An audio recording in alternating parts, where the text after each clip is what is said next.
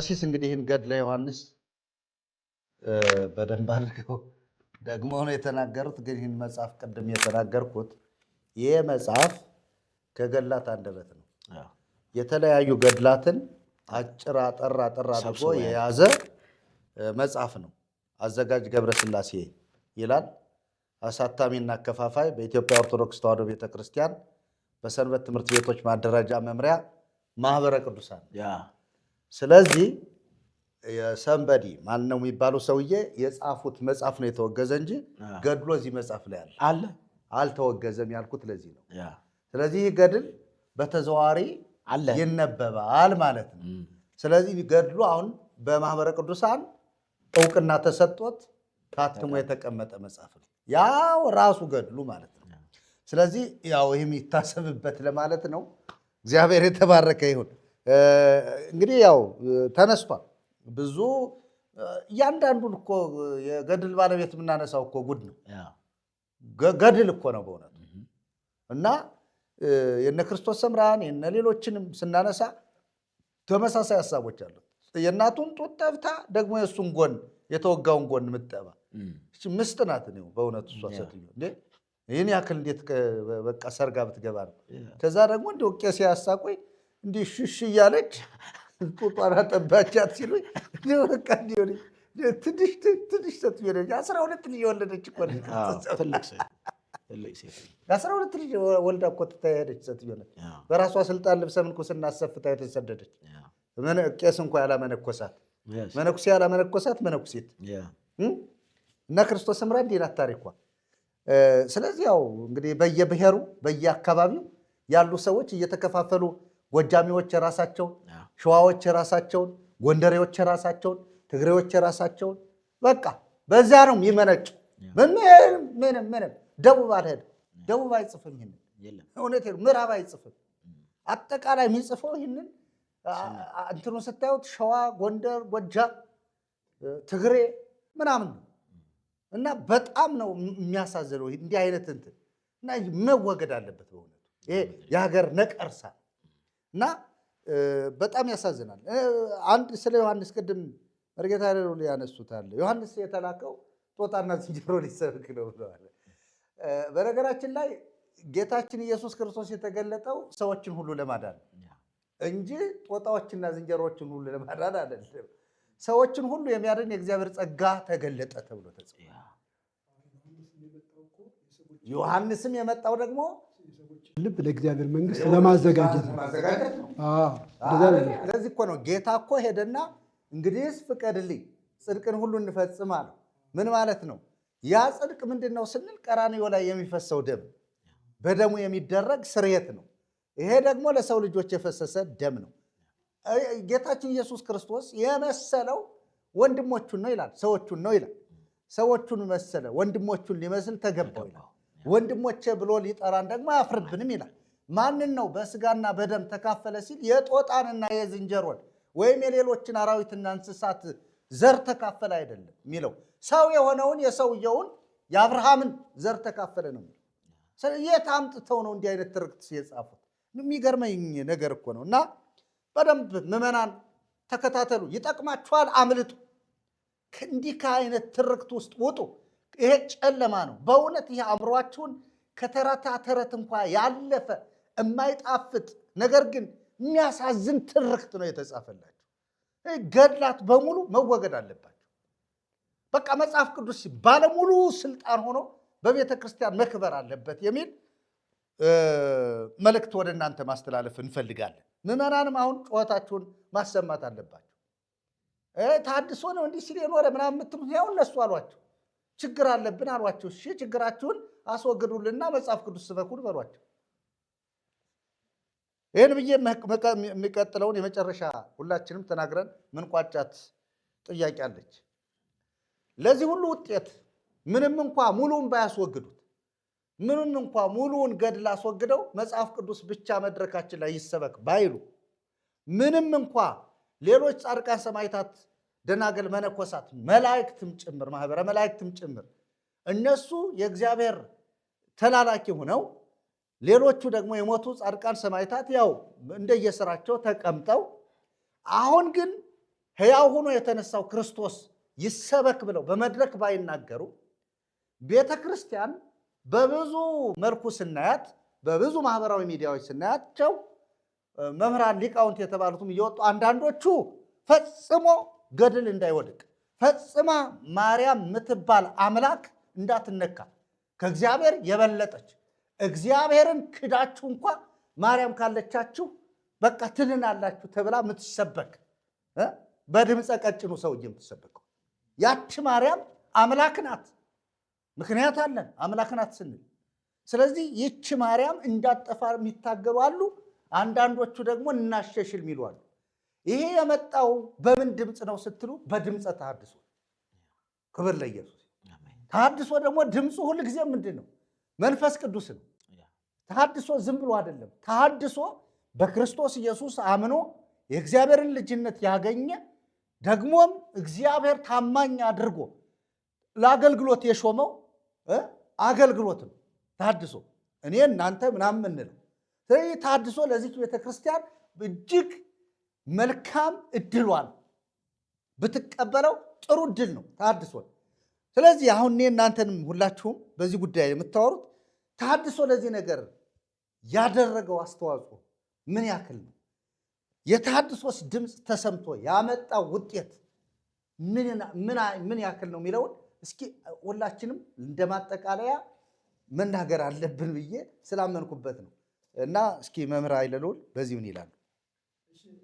አመሰግናለሁ። ክብር ለእግዚአብሔር ይሁን። ስለተነገረው ነገር ሁሉ ክብር ለእግዚአብሔር ይሁን። ያው የእኛ ትልቁ ሀሳብ ወይም ትልቁ ዓላማችን ቤተክርስቲያን ስህተቱን አይታ ከስህተቱ ራሷን አርማ ትክክለኛ ቤተክርስቲያን እንድትሆን ነው። ተሐድሶም እያደረገ ያለው ይህንን ነው። በቃ ቤተክርስቲያኒቱ መታደስ አለባት፣ መስተካከል አለባት፣ ትክክለኛ ቦታ ላይ አይደለም ያለችው ብለን ስንል ቤተክርስቲያኒቱ ያለችበት ሁኔታ እንደዚህ ስለሆነ ነው። አሁን እንደተነበበው ገድል ነው። በነገራችን ላይ ቤተክርስቲያኒቱ አትቀበል እንጂ የተሐድሶን ድምፅ እየሰማች ነው ያለችው። ኦፊሻል አልተቀበለችም፣ ግን ድምፁን ግን ሰምታለች። ለምሳሌ ባለፈውም በቤተክርስቲያን ውስጥ ብዙ የተሳሳቱ መጻሕፍቶች አሉ የሚል ነገር ተነስቷል። ለዚያ ነው ኮሚቴ ተቋቁሞ እንዲሰራ ተደርጎ የነበረው፣ እሱ ባይሰራም ማለት ነው። አሁንም ቤተክርስቲያን ይህንን ነገር እንጠብቃለን፣ ከቤተክርስቲያን እንጠብቃለን፣ ቤተክርስቲያን ትጠብቃለች። ሰሞኑን እነዚህ ሁለቱ ሊቃውንት ሊቀ ሊቃውንት ስሙርና ሊቀ ሊቃውንት ስምዐኮነ እርስ በርስ እየተወያዩ ነበረ እና ምን አሉ መሰላችሁ? ቤተክርስቲያን እንቅልፍ ውስጥ ነች፣ እንቅልፍ ውስጥ ነች፣ ተኝታለች። ይሄ ሁሉ ስህተት ይሄ ሁሉ ጽሑፍ ወደ ቤተክርስቲያን ሲገባ የት ነበረች? አሁን ራሱ ያላትን መጽሐፍ አታውቅም፣ ያላትን ሕዝብ አታውቅም፣ ያላትን ንዋየ ቅድሳት አታውቅም። ስለዚህ ቤተክርስቲያኒቱ ምንድን ነች እያሉ ያሉ? እንቅልፍ ውስጥ ነች። እውነትም እንቅልፍ ውስጥ ነች አይደለ? እንቅልፍ ውስጥ ነች። እየሆነ ያለው እየተደረገ ያለው እየተሰራባት ያለው ነገር እየገባት አይደለም። እነሱ ይህን ነገር ሲናገሩ በጥንቃቄም የተናገሩት ፈርተው ማለት ነው። ፈርተው ምክንያቱም ደመወዛቸውን ኑሯቸውን እያሰቡ ነው የተናገሩት። ግን እኔ አስረግጬ የምናገረው የኢትዮጵያ ቤተክርስቲያን እንቅልፍ ውስጥ ነው ያለችው። ምን እየሆነ እንዳለ አታውቁም። መጽሐፍቷ ስንት እንደሆነ አታውቁም። ምን ያህል መጽሐፍ አለን ብሎ የጠየቀው ሰውየው ምንም መልስ የለውም። መጽሐፉ አይታወቅም። በቃ የሚታተመው መጽሐፍ ወደ ቤተክርስቲያኒቱ በየጊዜው የሚመጣው መጽሐፍ ማን እንደሚያሳትመው አይታወቅም። ዝም ብሎ የፈለገ ሰው እያተመ ያስገባል። እና እነሱ አንዳንድ ጊዜ እነዚህ ፕሮቴስታንቶች የካቶሊክ ሚሽነሪዎች ስማችንን ለማጥፋት ምናምን ብለው የሆነ ምክንያት ሰጡ። ማንም ምንም አላደረገም። ራሱ የቤተ ክርስቲያኒቱ ልጆች ናቸው ስህተት እየጻፉ የሚያስገቡ። በእነሱም አንፈርድም። እውነት አያውቁማ። እውነት አያውቁም እኮ ወንጌል አልተሰበከላቸው፣ አልተነገራቸው። ከየት ያምጡ እውነት? እኛ እኮ ይውላችሁ ዛሬ እውነት የምንናገር ወንጌልን ስለምናውቅ ነው፣ የእግዚአብሔርን ቃል ስለምናነብ ነው። ከየት ያውቃል? ለምሳሌ ከጥቂት ጊዜ በፊት እኮ የመጽሐፍ ቅዱስ የሚያነበው ሰው እኮ የለም። እባክህ የተወው የሚመን መጽሐፍ ነው ሲባል የነበረው የእግዚአብሔር ቃል ቦታ ያላገኘበት ነገር ግን በዚያ ቦታ ገድላት፣ ድርሳናት፣ የተሳሳቱ መጻሕፍት ቦታ ያገኙባት ቤተክርስቲያን ብትኖር ኦርቶዶክስ ነች እና እንቅልፍ ውስጥ ነች። ስለዚህ እንቅልፍ ውስጥ ስለሆነች መንቃት አለባት ለማለት ነው። እና ተሐድሶ ቢያንስ እኔ 50% ተሳክቶለታል እያልኩ ነው የምናገረው። 50%። ምክንያቱም ችግር እንዳለ ማስገንዘብ የመጀመሪያው አንዱ ዓላማው ነው። እና ቤተክርስቲያኒቱ ኦፊሻል ባትቀበልም ችግር አለ ብላለች። ችግር አለ። ችግሩ በቃ ችግሩ ጦናል ነው የምትለው። ችግሩ ጦናል። በችግር ውስጥ ነው ያለ ነው። በተደጋጋሚ የሚባለው ይሄ ነው እና በተደጋጋሚ ይሄ እየተባለ ከሆነ ቤተ ክርስቲያኒቱ ምን ላለች ማለት ነው? ችግሯን ተረድታለች። ቀጣዩ ነገር ማረብ ነው። ኢቭን ይሄ እርማት እንኳ ሌላ ምክንያት ቢሰጠው የተሃድሶ ግፊት ነው። የተሳሳቱ ነገሮች አሉ እያለ ሁልጊዜ ተሃድሶ ስለሚጮህ ተሃድሶን ሰምታ ነው ይህንን ያደረገችው እና ይሄ በጣም ጥሩ እርምጃ ነው። ወደፊት ቢቀጥል ጥሩ ነው። ይህንን ሀሳብ ከማጠቃለሌ በፊት ግን አንድ የመጽሐፍ ቅዱስ ክፍል ማንበብ እፈልጋለሁ።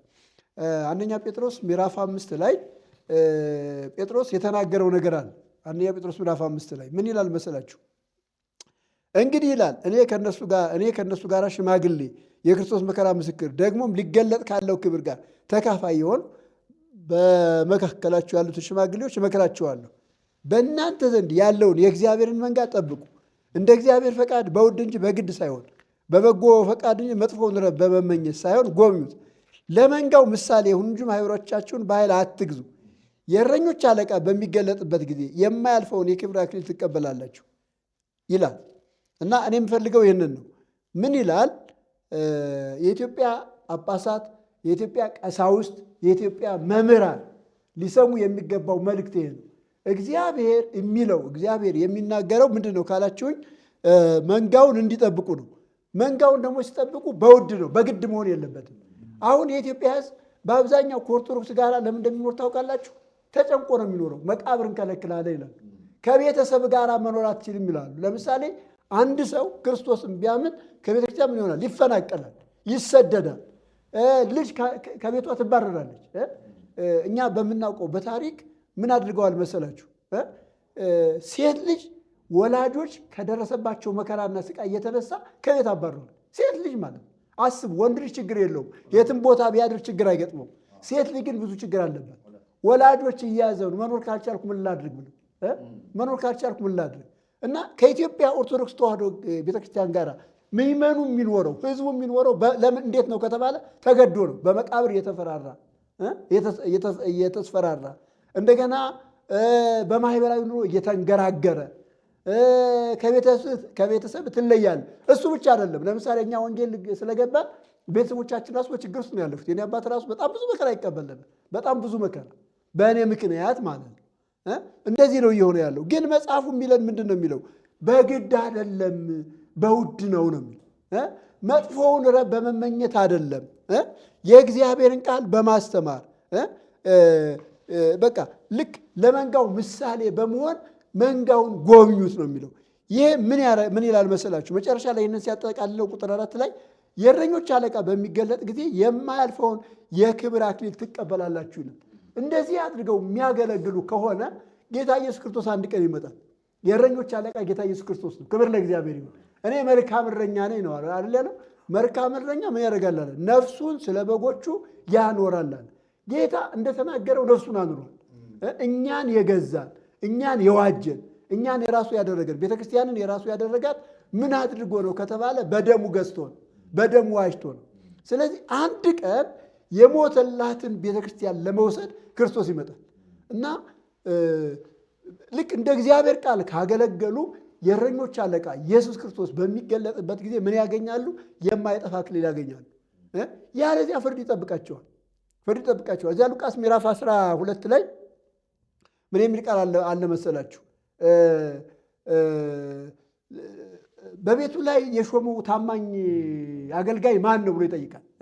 ልባም አገልጋይ ማን ነው ይላል እና ጌታዬ ይዘገያል ብሎ አንድ አገልጋይ ቢበላ ቢጠጣ ቢሰክር እድሉን ከምኖች ጋር ያደርገዋል ይላል። ከማይታመኑ ከአመንዝሮች ጋር ያደርገዋል። ጌታዬ ይዘገያሉ፣ ጌታ ይመጣም ብሎ ቢበላ ቢጠጣ ቢያመነዝር ጌታ ይመጣና እድሉን ከማይታመኑ ጋር ያደርገዋል እና ይቀጥልና የሚገባውን ያደረገ የማያውቅና የሚገባውን ያደረገ መገረፍ የሚገባውን ያህል ይገረፋል። ነገር ግን የሚያውቅና የሚጠበቅበትን ያህል ያላደረገ ግን እጅግ ይገረፋል ነው የሚለው። ስለዚህ ገብቷቸዋል። ቅጣት አለው ማለት ነው። እግዚአብሔር መንጋ ሲሰጥ፣ እግዚአብሔር ሕዝብ ሲሰጥ ምንድን ነው ዓላማው ከተባለ ያ ሕዝብ ያንን ሕዝብ እንዲመግቡት ነው አይደለ? እንዲንከባከቡት ነው፣ በትክክለኛው መንገድ እንዲመሩት ነው። ይህንን ካላደረጉ ግን አንድ ቀን ጌታ ይመጣና ምን ያደርጋል? ይገረፋሉ። እንደ ቃል ነው የምነግረው። ላጠፋት ለእያንዳንዷ ነፍስ ይጠይቃል። ላጠፋት ለእያንዳንዷ ነፍስ ስላላስተማረ፣ ስላልመከረ፣ የእግዚአብሔርን ቃል ስላላገለገለ ያጠፋት ነፍስ አለች። ለዚያች ነፍስ እግዚአብሔር ይጠይቃል። እግዚአብሔር ዝም አይልም። ይህ ሰው እኮ ማለት እኮ ክርስቶስ የሞተለት እኮ ነው። አያችሁ፣ ሰው እኮ ማለት ክርስቶስ የሞተለት ነው። ቅድም እኮ አየን አደለ? በገንዛ ደሙ የዋጃት የእግዚአብሔር ቤተክርስቲያን ነው የሚለው። ቤተ ክርስቲያን በክርስቶስ ደም የተዋጀች ነች። ብር አይደለም የተከፈለባት፣ ወርቅ አይደለም የተከፈለባት። ወገኖች ልንገራችሁ፣ የሰው ህይወት ማለት የክርስቶስ ህይወት የተከፈለበት ነው። የክርስቶስ ህይወት ነው የተከፈለበት። ስለ እያንዳንዷ ነፍስ ጌታ ይገደዋል። የትኛዋም ነፍስ በመሪዎች ቸልተኝነት ከጠፋች ተጠያቂ ናቸው። ምናልባት ዛሬ ከሚያገኙት ክብር የተነሳ ጳጳሳትን በቃ አይደለም ለመሳለም ይቅርና ለማየት እንኳ ብርቅ ነው። ለማየት ብርቅ እኮ ነው። እውነቴን ነው እኮ የምነግራችሁ። ወደ ገጠር ምናምን ትሄዱ ጳጳስ መጣ ከተባለ በቃ ትልቅ አቀባበል ተደርጎ ነው አቀባበል የሚደረግልን አይደለ? ለማየት ብርቅ ነው። መስቀላቸውን ለመሳም ብርቅ ነው። እንደዚህ ነው የሚያስበው ህዝቡ። ግን ህዝቡ እንደዚህ እያሰበ ግን እነሱ እንዴት ነው የሚያስቡት ብለን የምናስብ የለም። ህዝቡ እንደዚህ እየጓጓ እነሱ እንዴት ነው የሚያስቡት ብለን የምንል የለም። ስለዚህ ከዚህ የተነሳ ከተሰጣቸው ክብር የተነሳ ከሚያገኙት ደሞዝ የተነሳ ደሞዛቸው በጣም ሀይ ሆኗል። እኛ ይብሉ ችግር የለውም፣ ለደሞዙ ያገልግሉ እንጂ ይብሉ። የሚያበራየውን በሬ አፉን አትሰር ይላል አለ መጽሐፍ። እኛ በደሞዝ አንቀናም። ሀይ ነው። የሚሄዱበት መኪና ሀይ ነው። እንቅስቃሴያቸው በሙሉ በፕሌን ነው። ይሁኑ ችግር የለውም ከሰበኩ ማለት ነው አይደለ? ግን ይሄ የሚያገኙት ነገር፣ የሚቀበሉት ነገር፣ የሚሰጣቸው ነገር አታሏቸው። መስራት ያለባቸውን ነገር በጊዜው ካልሰሩ የእረኞች አለቃ በሚገለጥበት ጊዜ ዋጋ ይከፍላሉ። ስለዚህ ያለ መልእክት ምንድን ነው? ለጳጳሳት እባካችሁ ቆም ብላችሁ አስቡ። ኃላፊነታችሁ ትልቅ ነው። እግዚአብሔር ይጠይቃቸዋል። ስለ እያንዳንዷ ነፍስ ተጠያቂ ናቸው። ስለ እያንዳንዷ ነፍስ ምን ይላል ሕዝቅኤል ላይ የእግዚአብሔር ቃል ሲናገር ጉበኛ አድርጌሃለሁ ይላል አይደለ? እኔ ለእስራኤል አንተን ጉበኛ አድርጌሃለሁ ይላል። ኃጢአተኛውን ከኃጢአቱ እንዲመለስ ባትነግረው ኃጢአተኛው በኃጢአቱ ይሞታል። ደምህን ግን ከእጁ እፈልጋለሁ። አያችሁ፣ ደምህን ከእጅ እፈልጋለሁ። የሚገርም እኮ ነው። አሁን ቀላል ነው ይመስለው አይደለ? እግዚአብሔር እንደዚህ ነው የሚለው። ነገር ግን ኃጢአተኛውን ከኃጢአቱ እንዲመለስ ነግረው ባይመለስ በኃጢአቱ ይሞታል። አንተ ከደሙ ነፃ ነህ ይላል። ኢብን ጻድቁ ራሱ በጽድቁ እንዲቀጥል ባትነግረው ቢሞት ከጽድቁ ተመልሶ ቢሞት ደሙን ከእጅ እፈልጋለሁ ይላል። ነገር ግን ነግረው አንተ አስተምረው ከጽድቁ ተመልሶ ቢሞት አንተ ከደሙ ነፃ ነህ፣ እርሱ በራሱ ይጠፋላል። ስለዚህ ወገኖቼ አሁን የተቀመጡበት ኃላፊነት የደም ዋጋ ያለበት ነው። ያስጠይቃል ማለት ነው። ቀላል ነገር አይደለም እና ይህ ኃላፊነታችሁ ሊገባችሁ ይገባል። ይህ ኃላፊነታችሁ ገብቷችሁ ዛሬ ልትሰሩ፣ ዛሬ ልታገለግሉ ይገባል። ለምእመናን መልእክት አለኝ። እውነተኛ እረኛ የላችሁም። ኤርምያስ ላይ መሰለኝ ኤርምያስ ላይ ይሆን ይህንን የሚመሩት አስተውታል ይላል። የሚመሩት ኢሳይያስ ነው። ኢሳይያስ ላይ እንደዚህ ያቀራል። ይህንን የሚመሩት አስተውታል ይላል እና መሪ ያስታል። መሪ ሰው ነው፣ መልአክ አይደለም፣ መንፈስ አይደለም፣ ሰው ነው። ስለዚህ ሊስት ይችላል። ስጋዊ ነገር ሊያታለው ይችላል። የእውቀት ችግር ሊኖርበት ይችላል። ብዙ ነገር የአቅም ችግር ሊኖርበት ይችላል። ስለዚህ መሪ ይስታል። ስለዚህ በማይሆን መሪ ተማምናችሁ ነፍሳችሁን ከምታጠፉ ዛሬ ቆም ብላችሁ አስቡ። ኢየሱስ ክርስቶስ ይወዳቸዋል። ስለ እናንተ ነፍሱን አሳልፎ ሰጥቷል። በመስቀል ላይ የፈሰሰው ደም ዛሬም የእናንተን ኃጢአት ለማንጻት ታማኝ ነው። ቅድም ሲናገሩ ወንድሞች በውሃ ባተላ ፍርፋሪ በመላስ እንደገና ደግሞ የተበላበትን ጠረጴዛ ገበታ በመላስ የኃጢአት ስርየት ይገኛል ነው። ውሸት ነው። ኃጢአት የሚሰረየው በኢየሱስ ስምና በኢየሱስ ደም ነው። የልጁ የኢየሱስ ክርስቶስ ደም ነው ከኃጢአቱ ሊያነጻል የሚለው መጽሐፍ ቅዱስ። እንደገና በኢየሱስ ስም ነው የኃጢአት ስርየት ከኢየሩሳሌም ጀምሮ እስከ ምድር ድረስ ይሰበካል የሚለው። ስለዚህ ከኢየሱስ ስም ውጭ ኃጢአት የሚያስተሰርይ የለም። ከኢየሱስ ደም ውጭ ከኃጢአት የሚያነጻ የለም። ስለዚህ ወደ ኢየሱስንና በደሙ ታጥባችሁ ዳኑ፣ ጽደቁ የኔ መልእክት ነው። አመሰግናለሁ። አሁን እንግዲህ መርጌታ መላክም በዚሁ ጉዳይ ላይ ነው የሚያወሩት። ይቺ ቤተክርስቲያን የኢትዮጵያ ኦርቶዶክስ ተዋሕዶ ቤተክርስቲያን እንግዲህ እንደተባለው ለብዙ አስርት ዓመታት ተሐድሶ ጥያቄ ሲያቀርብላት ኖሯል። በነገራችን አንድ ነገር እዚህ ማየት ያለብን አንድ ጳጳስ ማናቸው ስማቸው የሚያፈንጫቸው ዘለግ ያለው አቡነ ኤልያስ የሚባሉት ጳጳስ በጣም አንድ ከተናገሩት ነገር በዛውም ቤተክርስቲያኒቱ በሲኖዶስም ደረጃ መዋቅሯም ገና እየዋዠቀ እንደሆነ የሚያሳይ ነገር ስላየው ነው። እኛ በግብፃውያን ስር ነው የኖር ነው። የራሳችንን ሊቀ ጳጳስ መሾም አንችልም ነበረ። ነገር ግን የራሳችንን ሊቀ ጳጳስ መሾም ከጀመርነን 66 ዓመታችን ነው ብለዋል። እንዲሁ እግዚአብሔር ይባርካቸው፣ በእውነት እንዲሁ እግዚአብሔር ብርክ ያርጋቸው።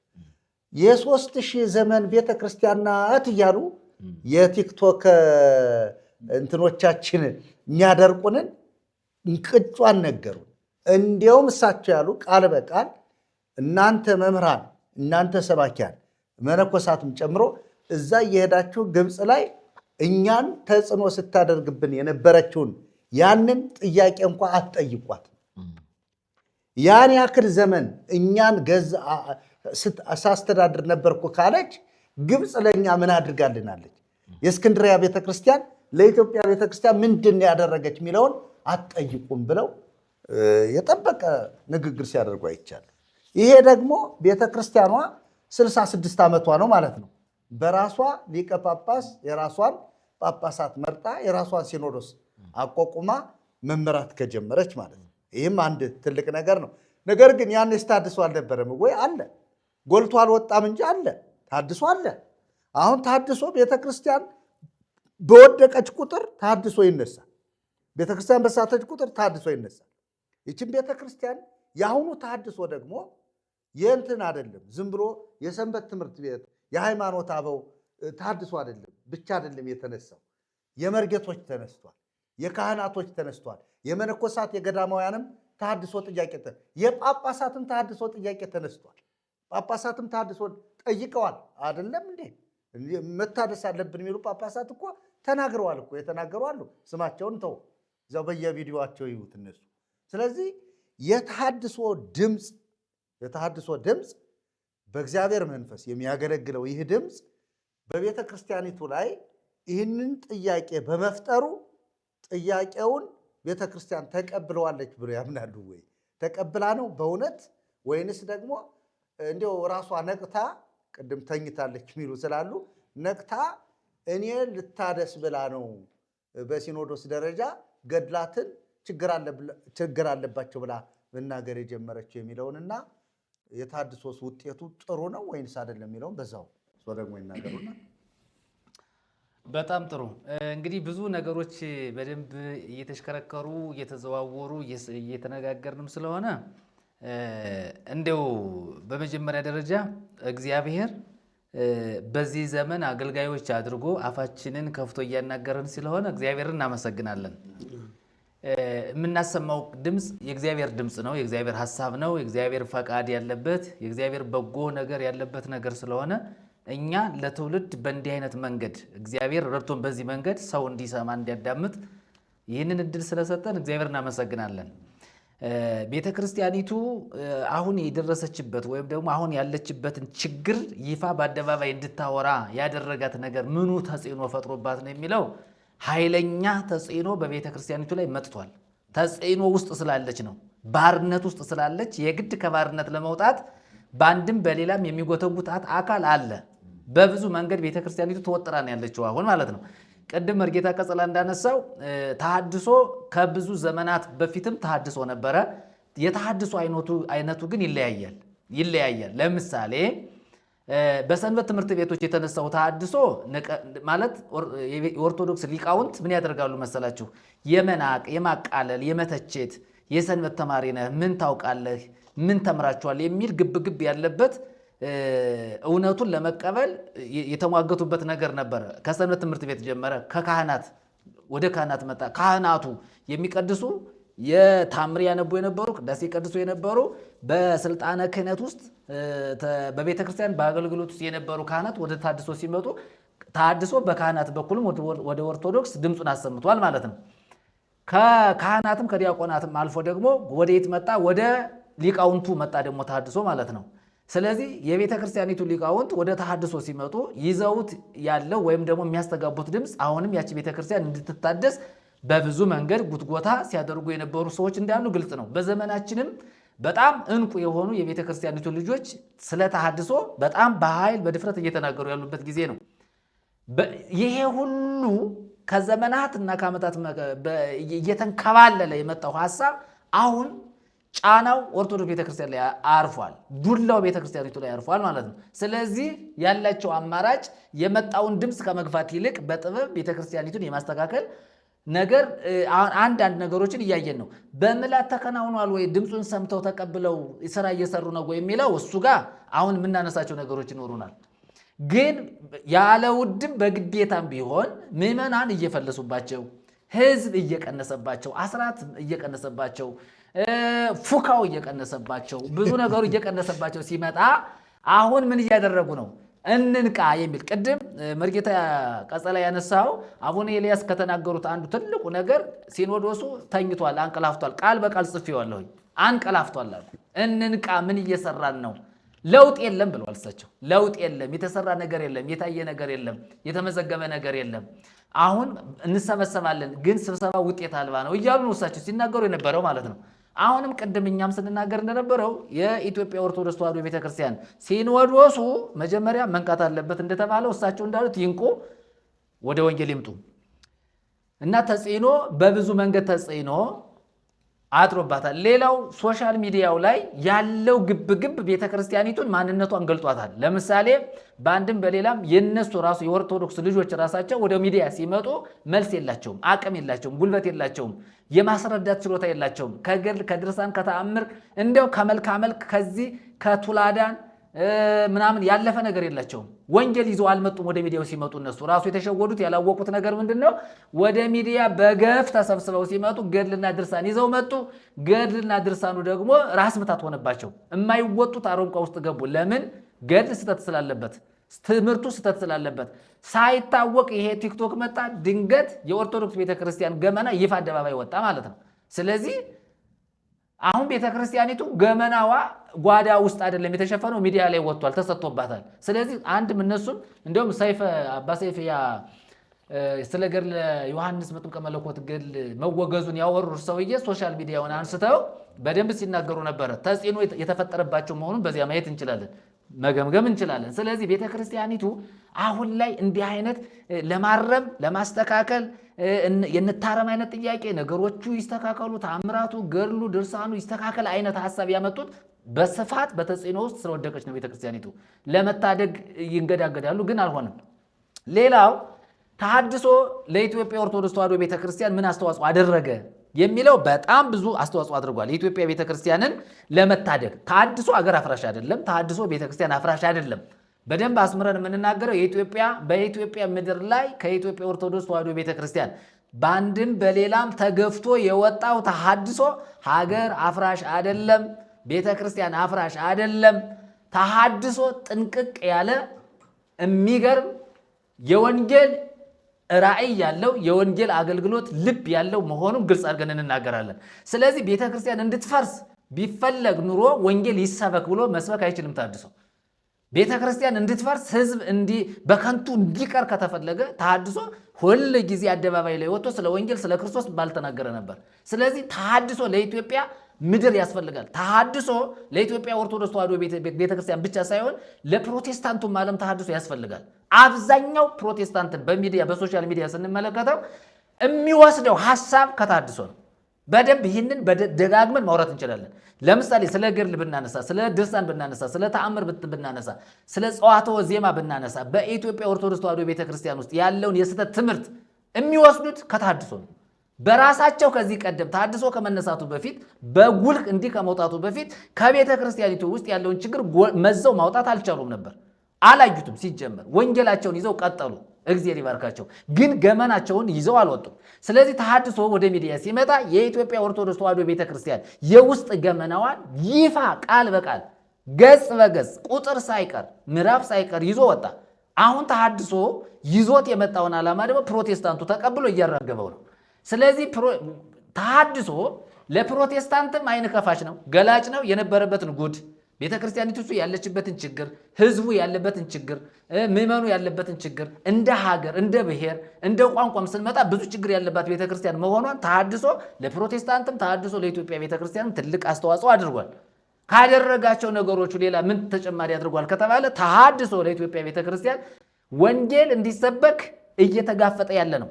አሁን ላይ ራሱ የኢትዮጵያ ኦርቶዶክስ ተዋሕዶ ቤተክርስቲያን ወንጌልን ተቀበይ፣ የሚያዋጣሽ ወንጌል ነው፣ ወንጌል ላይ ልብሽን አሳርፊ፣ ምዕመናን ወደ ወንጌል እንዲመጡ፣ ጳጳሳት ሳይቀሩ ወደ ወንጌል እንዲመጡ፣ ካህናቱ ሳይቀሩ ወደ ወንጌል እንዲመጡ፣ ሊቃውንቱ ወደ ወንጌል እንዲመጡ፣ የቤተ ክርስቲያን ትውልድ የቤተ ክርስቲያኒቱ አገልጋዮች በሙሉ ወደ ወንጌል እንዲመጡ አውደ ምሕረቱን ለወንጌል ክፍት እንዲያደርጉ ትልቅ እርዳታ እያደረገ ያለ አገልግሎት ነው። ተሐድሶ ለኢትዮጵያ ቤተክርስቲያን በጣም ጠቃሚ ነገር ነው። ለምን መሰላችሁ? በአንድ በኩል ተሐድሶ ለኢትዮጵያ ቤተክርስቲያን ሊቃውንት አስተማሪ ነው። በአንድ በኩል አስተማሪ ነው። ተሐድሶ አስተማሪ ነው። ለምን? የኢትዮጵያ ቤተክርስቲያንን ያስተምራታል። ሊቃውንቱን እያስተማረ ነው። ለምሳሌ ድጓው ላይ ምን ችግር እንዳለ፣ ዚቁ ላይ ምን ችግር እንዳለ፣ ቅኔው ላይ ምን ችግር እንዳለ፣ ገድሉ፣ ድርሳኑ፣ ተአምሩ ላይ ምን ችግር እንዳለ ገጽ በገጽ ነቅሶ ተሐድሶ ተናጋሪ ብቻ ሳይሆን አገር አፍራሽ ሳይሆን ቤተክርስቲያን አፍራሽ ሳይሆን ለኢትዮጵያ ሊቃውንት ሳይቀር አስተማሪ ነው ተሐድሶ። ይሄው እየሰማናቸው ነው። በየሚዲያው የሚናገሩት ነገር ከኛም የተወሰደ ነገር ብዙ ነገር ስለምንሰማቸው ማለት ነው። ስለዚህ ተሐድሶ ለኢትዮጵያ ቤተክርስቲያን አይን ከፋች ነው፣ ጆሮ ከፋች ነው፣ ልብ ከፋች ነው። የሚያቀና ለወንጌል ሰዎችን ዮሐንስ ከክርስቶስ በፊት መጥቶ ጥርጊያውን እንዳቀና ስርጓጉጡ ይቅና፣ ተራራው ዝቅ ይበል፣ ስርጓጉጡ ሜዳው ይህ ደልዳላ ይሁን እንዳለው ልብን ለክርስቶስ እንዲያዘጋጅ መልእክት እያስተላለፈ ያለ ጉዳይ ነው። ስለዚህ ለኢትዮጵያ ቤተክርስቲያን ተሐድሶ ትልቅ አስተዋጽኦ አድርጓል። መጻሕፍትን እንዲያነቡ፣ ዜማቸውን እንዲያዩ፣ አቋቋማቸውን፣ ቅኔያቸውን እንዲያዩ፣ አገልግሎታቸውን እንዲፈትሹ፣ ቅዳሴውን እንዲያዩ፣ አውደ ምሕረቱን ለወንጌል እንዲሰጡ ምዕመናን ሳይቀሩ አጠቃላይ መላ ኦርቶዶክሳውያን ለክርስቶስ ልባቸውን እንዲያዘጋጁ ትልቅ መልእክት እያስተላለፈ ሀገራዊ መልእክት፣ አገር አቀፍ መልእክት እያስተላለፈ ያለ አገልግሎት ነው ተሐድሶ። ሁለተኛው ሌላው የአስተዳደር ተሐድሶ እንዲመጣ በቤተ ክርስቲያን ትግል ነው አይለው። ቤተ ክርስቲያኒቱ ቅድም ስንናገር እንደነበረው በሙስና ተነክራለች፣ ተዘፍቃለች እያልን ስለሆነ ተሐድሶ ለኢትዮጵያ ቤተ ክርስቲያን በአስተዳደር በኩል አስተዳደሯ እንዲቃና፣ እንዲስተካከል፣ ሙስና እንዲጠፋ፣ ብልሹ አሰራር እንዲስተካከል ተሐድሶ መደረግ አለበት። የአስተዳደር ተሐድሶ፣ የስብከተ ወንጌል ተሐድሶ መደረግ አለበት የሚል ጽኑ አቋም ይዞ እየተሟገተ ነው ያለው። ስለዚህ ሙስና ከኛም አልፎ በራሳቸው በኩል ቅድም ስንናገር እንደነበረው ምን እየተደረገ ነው ያለው? ሙስና አለ፣ በሚሊዮን የሚቆጠር ብር ሙስና እየተበላ ነው ብለው በራሳቸው አንደበት ይፋ እየተናገሩት ነው። ይህንን በቀደሙ ዘመናትና ዓመታት ብዙ የተሐድሶ ሰዎች የተናገሩት ጉዳይ ማለት ነው። ሌላው የቅዳሴ ለውጥ እንዲመጣ፣ ቅዳሴው በሙሉ ወደ አማርኛ እንዲተረጎም፣ ምዕመናን ሲያስቀድሱ ትርጉሙ ገብቷቸው አሜን እንዲሉ፣ ተሰጥኦ እንዲቀበሉ እያደረገ ያለ ነው።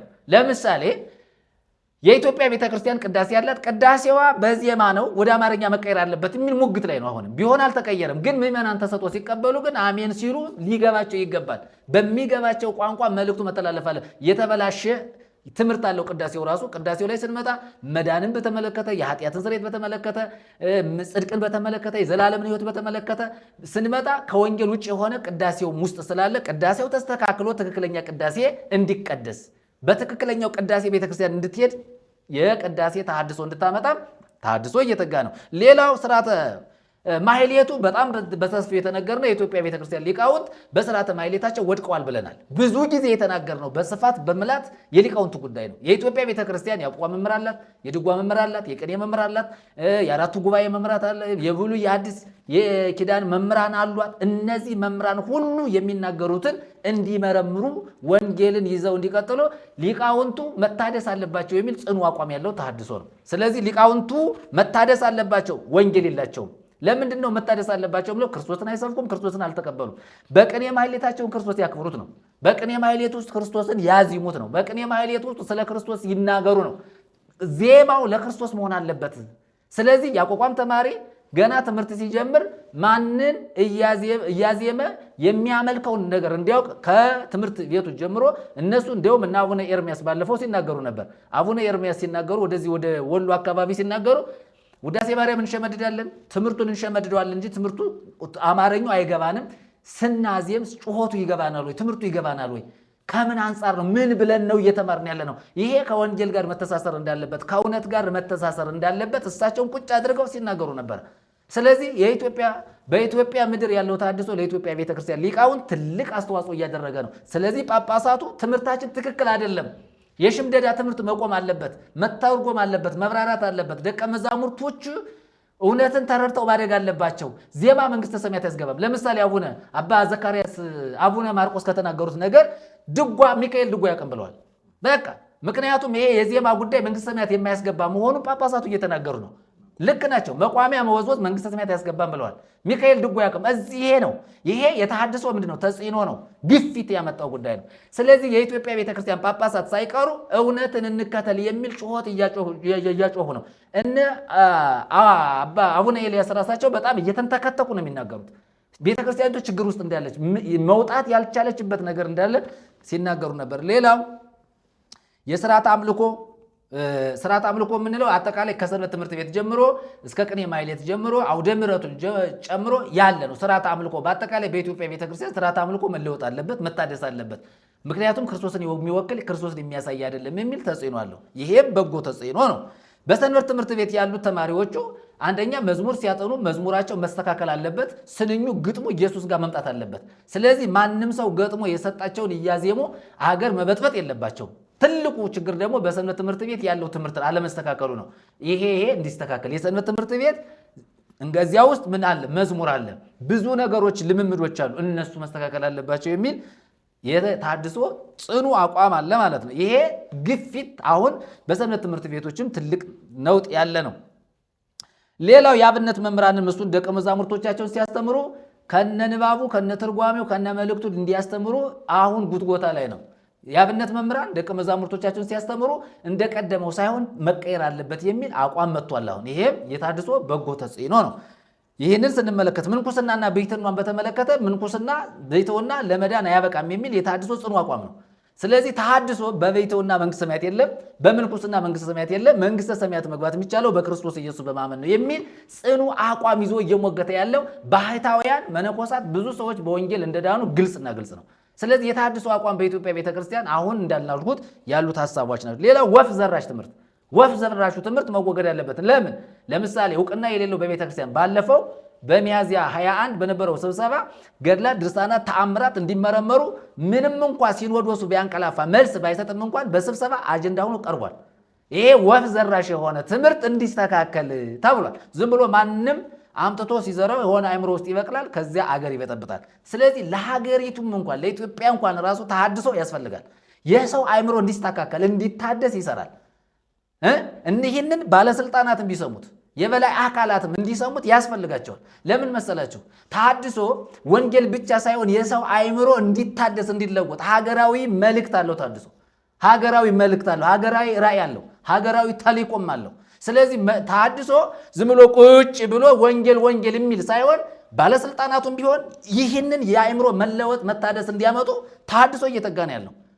አሁን እኛ እዚህ ቁጭ ብለን ስንናገር እየተናገርን ያለነው ስለ አንድ ጎጥ ብቻ አይደለም፣ ስለ ኢትዮጵያ ኦርቶዶክስ ተዋሕዶ ቤተክርስቲያን ብቻ ሳይሆን ኢትዮጵያ ውስጥ ያሉ ባለስልጣናትም የአእምሮ መታደስ እንዲያመጡ ጋፊት እየሰራ ነው፣ እያደረግ ነው፣ እያገለገልን ነው። ስለዚህ በኢትዮጵያ ሕገ መንግስትም ውስጥ ያሉ ባለስልጣናትም እንኳን የበላይ አካላትም ተሐድሶ ለቤተ ክርስቲያን ብቻ ሳይሆን ለሀገር ጥሩ አስተሳሰብ ያለው መልእክት ያለው አጀንዳ ያለው የሰው አእምሮ እንዲለወጥ የሰው አእምሮ እንዲፈወስ ትውልድ በወንጌል በመልካም ነገር እንዲያድግ እንዲቀኝ በዚያ መንፈስ እንዲያድግ ሀገር ከክፋት እንድትታደግ የሚታደግ መሆኑን በዚሁ አጋጣሚ እናገራለን። ስለዚህ ተሐድሶ የአንድ ጎጥ ብቻ አይደለም፣ ሀገር አቀፍ መልእክት ያለው ዓለም አቀፍ መልእክት ያለው መሆኑን በዚህ አጋጣሚ መናገር እፈልጋለሁ። ሌላው ገድላቱና ድርሳናቱን በተመለከተ ብዙ ጊዜ ስለሚነሳ አሁን በኢትዮጵያ ቤተክርስቲያን ውስጥ መከፋፈል እያየን ነው።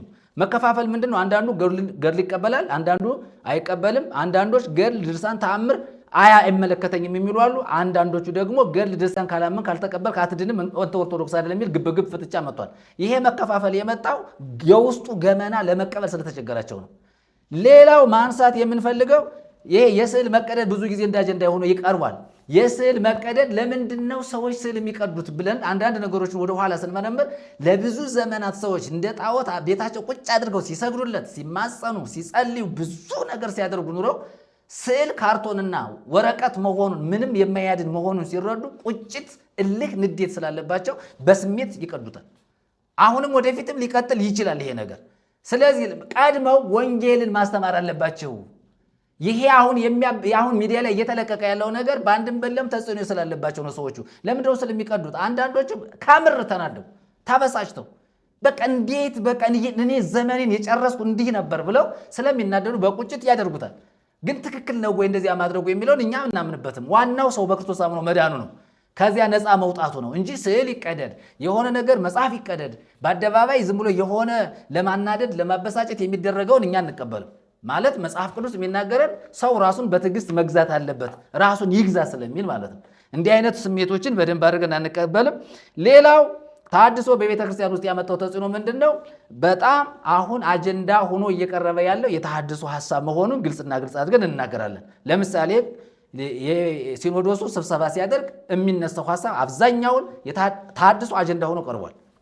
ይሄ ቀላል ነገር አይደለም። ባለፈው ምንም እንኳን ሐሳብ ስለ ተሐድሶ ይሄ ነው ብለው ኋላ መቋጫ ባይሰጡትም አጀንዳ ሆኖ መቅረቡ የተሐድሶ ጥያቄዎች አሁንም በአንድም በሌላም በጳጳሳቱ ዘንድ እየተነሱ መሆኑን ግልጽ በሆነ መንገድ እናሳየን። ስለዚህ ተሐድሶ ለኢትዮጵያ ቤተክርስቲያን ምን አስተዋጽኦ አደረገ ለሚለው አሁን ከዚህ በፊት ያዘረዘርኳቸው እናንተም በአጠቃላይ በሰፊው እንደተናገራችኋቸው በኢትዮጵያ ቤተክርስቲያን ውስጥ ትልቅ ተጽዕኖ፣ ትልቅ በጎ ነገር፣ ትልቅ ባለራዕይ ሆኖ መነሳቱንና ለሀገር ለትውልድ የሚጠቅም መልእክት ይዞ የተነሳ መሆኑን ይህንን መላ ኢትዮጵያውያን በፍቅርና በጉጉት እንዲሰሙት ምኞታችንም ነው፣ ናፍቆታችንም ነው። የኛ ዓላማ አንድና አንድ ነው፣ ሀገር እንዲለወጥ ነው። የኛ ዓላማ ቤተክርስቲያን እንድትለወጥ ነው። የለኛ ዓላማ ፕሮቴስታንቱም ከወንጌል ወደ ኋላ ሳያፈገፍግ ወንጌልን ይዞ እንዲቀጥል ነው። ፕሮቴስታንቱም ከብልሽት አሰራር ተመልሶ በእውነት በፍቅር በወንጌል መስበክ አለበት። ስለዚህ ፕሮቴስታንቱም ዕንቁን እየጣለ ነው ያለው፣ ወርቁን እየጣለ ነው ያለው፣ አልማዙን እየጣለ ነው ያለው፣ ወንጌልን እየጣለ ነው ያለው። ስለዚህ ወደ ኋላ ሸርተት ካለ አሁንም እጣፈንታ ሌላ እጣፈንታ ነው የሚገጥመው ማለት ነው። ስለዚህ ወንጌል አይለወጥም፣ ወንጌል አይሸቃቀጥም፣ ወንጌል አይበረዝም። ወንጌል ዘመናት ዓመታት እንኳን ቢፈራረቁ የእግዚአብሔር ሐሳብ ያው ነው። ስለዚህ ፕሮቴስታንቱም እውነትን ይዞ መጋፈጥ መቻል አለበት። ከሙስና ነፃ መውጣት አለበት። በቃ ከዘረኝነት፣ ከጎጥ፣ ከብሔርተኝነት፣ ከቋንቋ ካልወጣ አደጋ ነው አሁንም የሚሆነው። ስለዚህ ሌላ ወንጌል ደግሞ በዚህ በኩል ደግሞ እንዲሰበክ ያስፈልጋል ማለት ነው። ካልተፈወሰ ፕሮቴስታንቱ ተፈውሶ ክርስቶስን ማሳየት መቻል አለበት። ኦርቶዶክስም ተፈውሳ ክርስቶስን ማሳየት አለባት። ተሐድሶም በጽኑ አቋሙ በጽድቅ በቅድስና እየኖረ ክርስቶስን ማሳየት አለበት። እነዚህ ተቋማት አንዱን ጌታ ማሳየት መቻል አለባቸው የሚል መልእክት አለ። ስለዚህ የተሐድሶ በጎ ተጽዕኖ ይሄ ነው።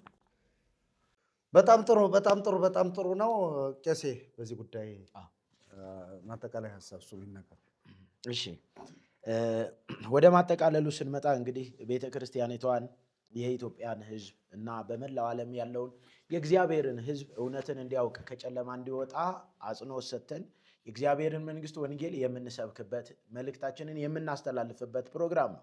ነገር ግን በኢትዮጵያ ኦርቶዶክስ ተዋሕዶ ቤተ ክርስቲያን 66 ዓመት የፈጀው ገና 66 ዓመቱ ነው የተባለው ሲኖዶስ የ3000 ዓመት ታሪክ አለን የሚለውን ስንፈትሸው የማይጠቅም ታሪክ እንደሆነ እንዲሁም ደግሞ ሕይወት የማይሰጥ ለትምህርትም ጠቃሚ ያልሆነ ነገር የውሸት ታሪክ እንደሆነ ይነግረናል።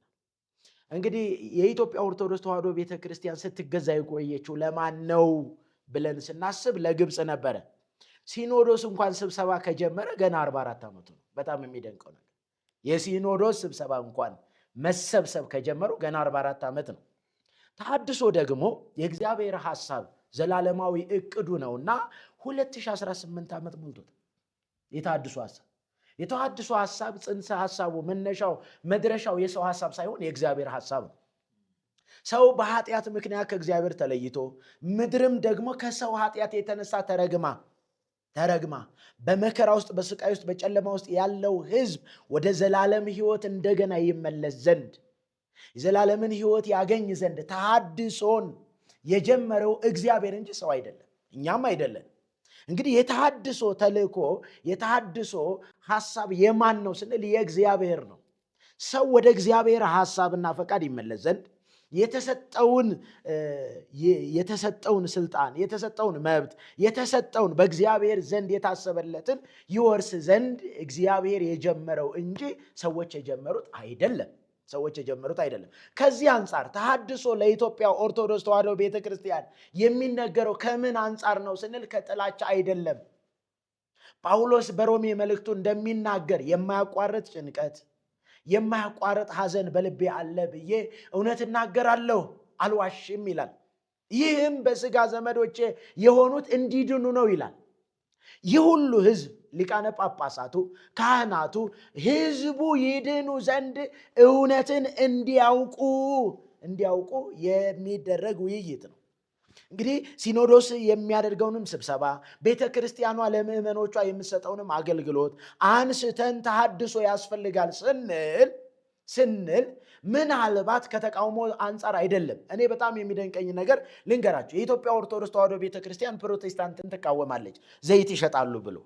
እኔ በጣም ይሄንን መልእክት የምትሰሙ ሰዎች እንድታስተላልፉልኝ የምፈልገው አንድ መልእክት አለኝ ዛሬ። በአዲስ አበባ ውስጥ ፈረንሳይ አካባቢ 41 ኢየሱስ የሚባል ቤተክርስቲያን አለ። እዛ ተቀምጦ የሴቶችን እምብርት ቅባ ቅዱስ እያለ የሚቀባ ሰው የለም ወይ? ዛሬ እውነቱን እንነጋገር። የሴቶችን እምብርት ቅባ ቅዱስ የሚቀባ 41 ኢየሱስ ቤተክርስቲያን ውስጥ አገልጋይ አለ። መቃብር ቤት ይሁን ምን ውስጥ እንደተቀመጠ እስቲ መርምሩ ሊቃነ ጳጳሳት። ዛሬ እንትናቸውን ደግሞ ይዳስሳል። እምብርት ነው። እኔ አሁን ጀርባቸው ይሁን ጀርባ አይደለም እንዴ መንበራቸው።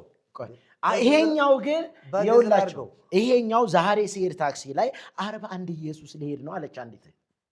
ለምን ቅባ ቅዱስ የሚቀባው ነው? እምን ላይ ነው የሚቀቡት? እምብርት ላይ። እንዴት አድርገው ገልበው ቤተ ክርስቲያኗ የያዘችው ይሄንን ነው። ይህ በማስረጃ የተገለጠ ነው። ይህ የሚደረግበት ያብቃ። ቤተ ክርስቲያን ተሐድሶ ያስፈልጋታል። ሽፍቶች ቤተ ክርስቲያን ውስጥ መሽገዋል።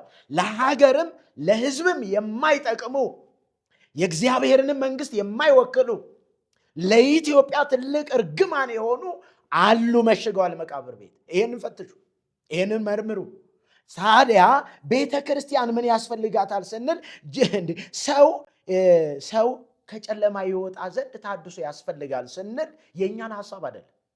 ይልቅስ ለቤተ ክርስቲያን ካለን ፍቅር እኛ የቤተ ክርስቲያን ልጆች እንደመሆናችን በቤተ ክርስቲያን ውስጥ እንደማደጋችን እግዚአብሔር በራሱ ፈቃድ በራሱ ጊዜ እኛን የራሱን ሐሳብ ስለገለጠ እንጂ ሌላ ምንም ዓላማ የለንም። ለምን ስንል በንስሐ ይመለስ ዘንድ በዮሐንስ መንገድ ጠራጊነት ተሐድሶ የጀመረው በመጥምቁ ዮሐንስ መንገድ ጠራጊነት ንስሐ ግቡ የእግዚአብሔር መንግስት ቀርባለችና እያለ ዮሐንስ ወንጌል የእግዚአብሔርን መንግስት እየሰበከ መንገድ እየጠረገ ለእውነተኛው ወንጌል ክርስቶስ ኢየሱስን የመምጣት ዜና አበሰረ። የዮሐንስ ታሪክ እውነታው ይሄ ነው። ይህ የጀመረው ደግሞ ከ2000 ዓመታት በፊት ነው። ስለዚህ ይሄ ተሐድሶ የጀመረው በመጥምቀ መለኮት በዮሐንስ ዜና አብሳሪነት የእግዚአብሔርን መንግስት መቅረብ የእግዚአብሔርን መንግስት መገለጥ እየተናገረ መጣ። ያንንም በዮሐንስ ወንጌል ምዕራፍ 1 ላይ ቅድም መርጌታ ኃይለ ልዑል እንዳሉት በግልጽ አሳየ። አንተ ማነህ ብለው በጠየቁት ጊዜ አንተ ይመጣል የተባልከው መሲህ ነህ? አይደለሁም አለ። እኔ በምድረ በዳ የምጮህ ሰው ነኝ። ነገር ግን ያ ያልኳችሁ የዓለምን ኃጢአት የሚያስወግድ የእግዚአብሔር በግ እንሆ ብሎ መሰከረ። እንሆ ብሎ አሳየ። የዓለምን ኃጢአት የሚያስወግደውን ክርስቶስን እኔ ላንስ እሱ ሊልቅ የእግሩን ጫማ ፈታ ዘንድ የማይገባኝ ከኔ በፊት የነበረ የሚኖር ዘላለማው የሆነው ኃጢአትን የሚያስወግደው ያ ያልኳችሁ ይሄ ነው ብሎ ክርስቶስን ያሳየ። የሐዋርያነት ተልእኮ ይዘናል ካለች ቤተ ክርስቲያኒቱ የሐዋርያነት ተልእኮ ይሄ ነው። የሐዋርያነት ተልእኮ ይሄ ነው። ይሄንን እውነት ለትውልዱ ይሄንን እውነት ለምድሪቱ ማስተጋባት መስበክ ያስፈልጋል። ድርሳናት ግን ቤተ ክርስቲያንንም የእግዚአብሔርን መንግስት ስለማይወክሉ ለታሪክ ይቀመጡ። በቃ ለታሪክ ይቀመጡ። ይሄንን አውግዙልን ስንል ቤተ ክርስቲያን ተልእኮዋ ሙሽራውን ክርስቶስን ተሞሽራ መጠበቅ፣ የሰራውን ምን ማለት መመስከር ነው። ከዚህ አንጻር ተሐድሶ ለኢትዮጵያ ኦርቶዶክስ ተዋሕዶ ቤተ ክርስቲያን አስፈላጊ በመሆኑ እንዲያውም ለዚህ እድል ሰጣችሁ ቤተ ክርስቲያኒቷ ወደ ነበረችበት እውነት ትመለስ ዘንድ ይልቅስ ብትቀበሉ መልካም ነው ብዬ አስባለሁ። ተሐድሶን ብትቀበሉ። ተሐድሶ የእግዚአብሔር ሐሳብ ነው። ይሄ መልእክት አለኝ፣ አጽንኦት ሰጥቼ ይህ መልእክት አለኝ። ኢየሱስ ክርስቶስ ሰው ለማዳን ወደዚህ ምድር የመጣው በራሱ ፈቃድ፣ በአባቱ ፈቃድ ነው፣ በመንፈስ ቅዱስ ፈቃድ ነው። ስለዚህ ሊያድነን የተገለጠው የእግዚአብሔር ጸጋ በቲቶ መልእክት ምዕራፍ 2 ቁጥር 11 ላይ ሰዎችን ሁሉ የሚያድነው የእግዚአብሔር ጸጋ ተገልጧልና ይላል። ተገልጧል። ሌላ መገለጥ፣ ሌላ ጥበብ፣ ሌላ ውጣ ውረድ የለውም። ሰውን ሁሉ የሚያድነው የእግዚአብሔር ጸጋ ተገልጧል። ወደዚህ ዘወር በሉ። ኢየሱስ ክርስቶስ ይወዳቸዋል። ጸጋና ሰላም ከሁላችን ጋር ይሁን። አሜን አሜን። ተባረኩ። እግዚአብሔር ይባርካችሁ። በጣም እንግዲህ ለሚሰማ ለጠቢብሰ አሐቲ ቃል ትበቆ ይላሉ አባቶች። እኛ ግን ከጀመርነን ጀምሮ ወደዚህ ሚዲያ ከመጣን ጀምሮ የምናወራው ቃል ብዙ ነው እና ይህን ሁሉ እየሰማ ማምለጥ ያልቻለ ሰው ግን ምስኪን። በእውነት ይህ ሁሉ እየፈሰሰበት እውነት እየተረጋገጠ እየተነገረ አለመስማት በጣም እጅግ ያሳዝናልና ተሐድሶ በእውነት በቤተ ክርስቲያን ላይ ያመጣው ለውጥ ምንድን ነው የሚለውን ሁላችሁም ስታብራሩ ቤተ ክርስቲያን አሁን የነቃች ትንሽ ከእንቅልፏ ነቃ ያለችው የተሐድሶ ድምፅ ስላንኳኳባት ነው። ስለዚህ ነቅጣለች ማለት ነው። ተሐድሶን በየሲኖዶሱ ሳታነሳው አታልፍም። ለምሳሌ ከዚህ በፊት ተሐድሶ ብለው ጉባኤ የመሰረቱ በጉባኤ የሚያገለግሉትን አገልግሎቶች አውግዛለች። ለምሳሌ ማንሳት የምንችለው ቃለ ዓዋዲ የሚባለውን አገልግሎት አውግዛለች። ሰውየውን ተሐድሶ የሚያጣራ ኮሚቴ አቋቁማ ነበር። አሁንም አለ ኮሚቴው እኮ ኮሚቴው አለ። እንትኑን ራሱን ስላልገለጠ ነው እና የምታወግዘውን አውግዛለች። ስለዚህ ራሱን ሲገልጥ እናውቀዋለን ኮሚቴውን፣ ችግር የለም። እና እያንዳንዱን የተሐድሶ እንትን ታጠናለች ቤተክርስቲያኗ አቀርባለች። ተሐድሶም ደግሞ የተወሰነው የተሐድሶ ግሩፕ የታደሺ ጽሁፍ ጽፎ ወደ ሲኖዶስ አስገብቶ ነበር አይደለም እንዴ? ጥያቄ ጠይቋል በጽሁፍ ደረጃ። ስለዚህ እሱም አንዱ ተሐድሶን አጀንዳ አድርጋ እንድትይዝ አድርጓታል። ሌላው በየሚዲያው የሚቀርቡት የተሐድሶ ድምፆች የቤተ ክርስቲያኒቱ የማንቂያ ደወሎች ናቸው ብለን እናምናለን። ደግሞ እነዚህም ለውጥ አምጥተዋል። ተሐድሶ የሚያነሳው ጥያቄ እኮ ነው። ገድል ተሰስቷል እኮ የተሐድሶ ጥያቄ ነው አይደለም? አዎ ገድል ተሰስቷል ብላ ከተቀበለች ተሐድሶን ተቀብላለች ማለት ነው፣ በሌላ መልኩ ማለት ነው። ግን አሁን የምታደርገው ቤተ ክርስቲያኒቱን ገድሏንም ድርሳኗንም ታምሯንም መርምሮና ፈትሾ ትክክል አይደለም ብሎ የሚነግራት ማን ነው? ተሐድሶ። እዛ ውስጥ ያሉ ሊቃውንት የተባሉ ሰዎች ጥቅመኛ ናቸው፣ አይነኩትም። ገድልን አሁን ይነሳ ቢሉ ህዝቡም ተነስቶ ይጠፋባቸዋል። ጅው ብሎ ነው የሚጠፋ። ቅድም እንዳሉት እምብርት የሚታሽ ህዝብ፣ ጭቃ የሚበላ ህዝብ የሚበላ እንዴ እየበጠበጡ እየበሉት። እንዲሁም አንዷ ምን አለች አንድ ቀን በጣም ስለከበደ ቅቤ ጨምሬ የበላሁበት ስትል በጣም ይገርማል እኮ እንትኑ እንዳይጎዳት ነው እንጂ ጭቃው። እንዲህ አይነት ምስኪን ህዝብ እኮ ነው። እንዴ ምንድነው ይታወቃል? እንዴ እምነት ተብሎ እኮ ከእንትኑ ተደርጎ ይጠጣል እኮ አይደለም እንዴ? ስለዚህ እንዲህ አይነቱን ነገር አስወግደን ዮሐንስ እንዲህ አለ። አንድ ቃል እኔም እዛው ቅድም እናንተም ካነበባችሁት እንዲህ አለ። በነጋው ይላል ዮሐንስ ኢየሱስ ወደ እርሱ ሲመጣ አይቶ እንዲህ አለ ይላል፣ እነሆ የዓለምን ኃጢአት የሚያስወግድ የእግዚአብሔር በግ። አያችሁ፣ የዓለምን ኃጢአት የሚያስወግድ ኦርቶዶክስ ተዋሕዶን ጨምሮ የሚያስወግድ የእግዚአብሔር በግ አለ እንጂ የዮሐንስ እንትን ገድል ተነቦ ውሃው ተጠምቆ የ80 ዓመት ኃጢአት ይፋቃል የለም። ውሸት ነው። ይሄ ሊቆጭህ ያስፈልጋል የኢትዮጵያ ሕዝብ። ስለዚህ ተሐድሶ የሚሰብከው ቃል ይሄን ነው። ከኔ በኋላ ይመጣል ያልኳችሁ ይመጣል ብዬ የተናገርኩት ከኔ በፊት የነበረው የእግሩን ጫማ ጠፍር ልፈታ የማይገባ እርሱ ነው ብሎ ተናገር። ማን? ዮሐንስ። ይሄ ዮሐንስ ነው። ይሄ ዮሐንስ አንድ ቀን በቃ ኢየሱስን የምትመጣው አንተ ነህ ሌላ ነህ ብሎ በተጠራጠረ ጊዜ ወይን ቤቱ ነው ይህንን ሲናገር ኢየሱስ በቃ ሂዱና ዕውራን ያያሉ እንዲህ ይሆናሉ ምናምን ብላችሁ ንገሩታል።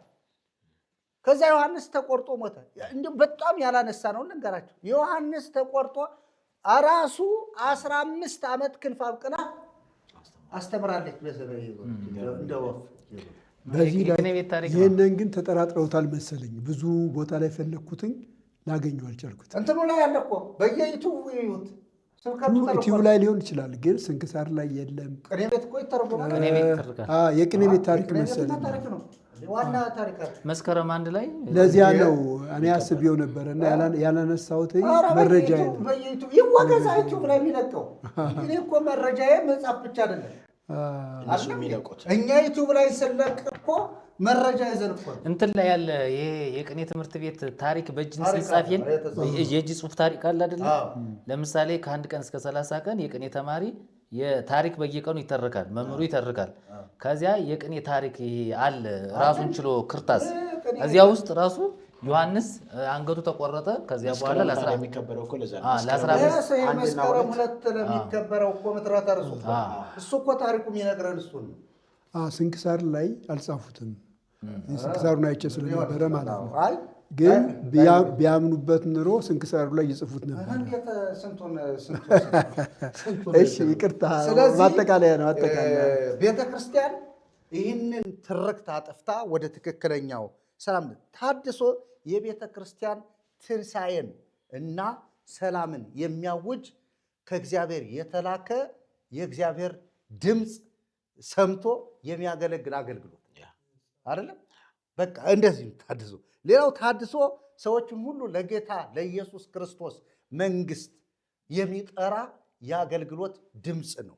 ሌላው ተሐድሶ ይወትላችሁ በደንብ አድርገን እንድናየው።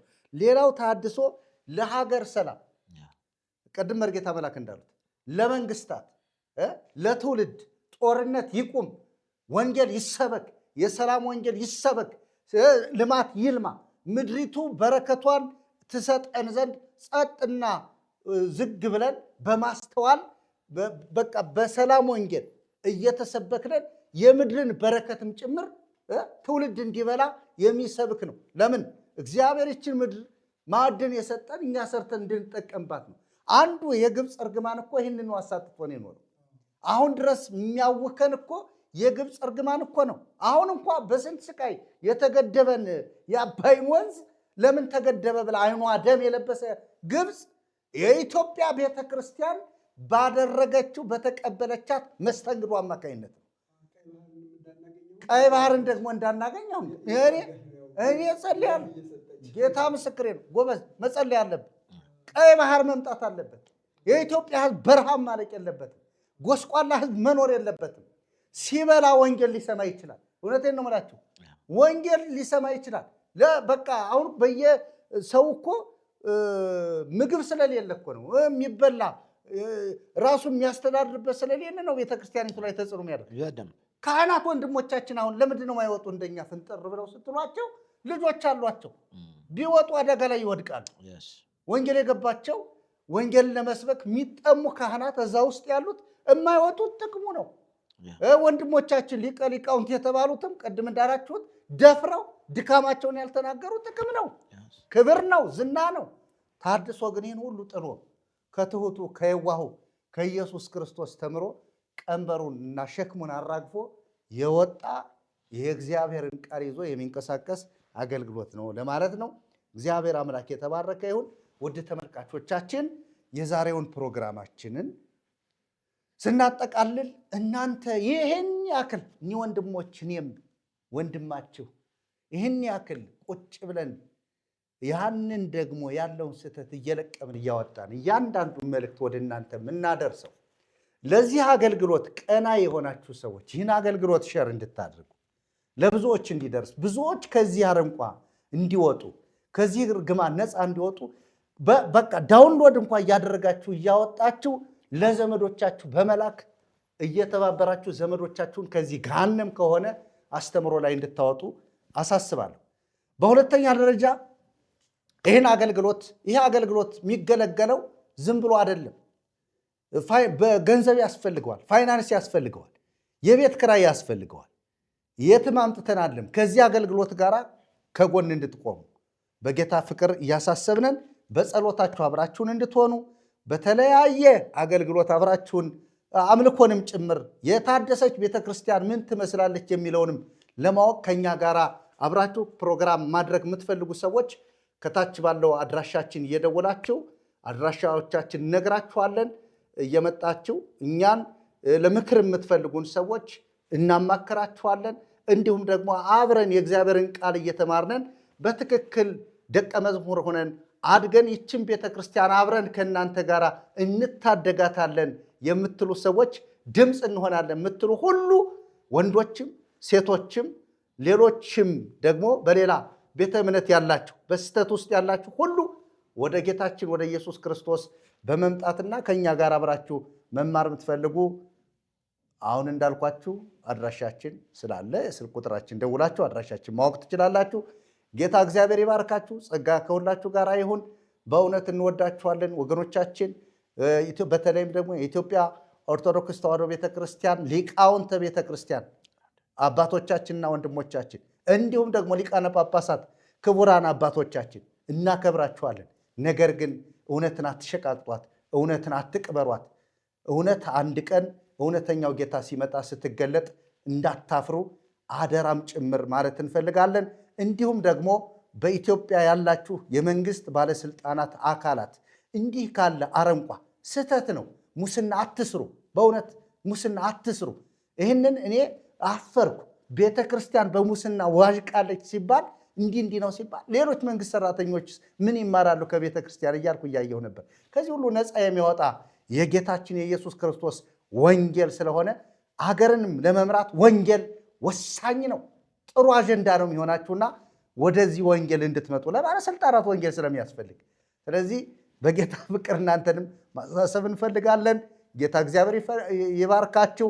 ደግሞ አንድ የረሳሁት ርዕሰ ጉዳይ ለእኛ ለዚህ አገልግሎት ለአፍላገ ሕይወት የክርስቶስ ቤተክርስቲያን የሚል የተሐድሶ አገልግሎት አለ። የተሐድሶን ድምፅ የሚያስተጋባ ይህንን ሚዲያ የምትከታተሉ እንደ እውነቱ ከሆነ ሀብታችሁን ይዛችሁት አትሄዱ፣ ገንዘባችሁን ይዛችሁት አታንቀላፉ። ለዚህ አገልግሎት የሚሆን ቦታ ያላችሁ ቦታ ጭምር እንድትሰጡን አሳስባችኋለሁ። ምክንያቱም ለግላችን አይደለም፣ ለግላችን አንዳች ነገር አናደርግም። ለአገልግሎቱ ግን ቦታ ካላችሁ ቦታ ስጡት። ገንዘብም ያላችሁ ገንዘብ ለግሱ፣ አስገቡ። አካውንቱ የአገልግሎቱ አካውንት ነው። ጌታ እግዚአብሔር ይባርካችሁ። ጸጋ ከሁላችሁ ጋር ይሁን። ወንድሞቼ እግዚአብሔር ይባርካችሁ። እግዚአብሔር አንደበታችሁን ይባርክ። እግዚአብሔር ጩኸታችሁን ይስማ፣ ልመናችሁን ይስማ። በምድረ በዳ የሚጮህ ሰው ድምፅ ተብሎ እንደተጻፈ ያ የሚጮኸው ድምፅ ዮሐንስ ተወልዶ ኢየሱስን ነዋ በግው ለእግዚአብሔር ዘአትት ኃጢአት ዓለም ብሎ ያስተዋወቀው ዮሐንስ እንዳስተዋወቀ ኢየሱስን አስተዋውቃችሁ እንድታንቀላፉ እግዚአብሔር ዘመናችሁን ዕድሜያችሁን ይባርክ። ጸጋ ከሁላችሁ ጋር ይሁን። ወስብሐት ለእግዚአብሔር።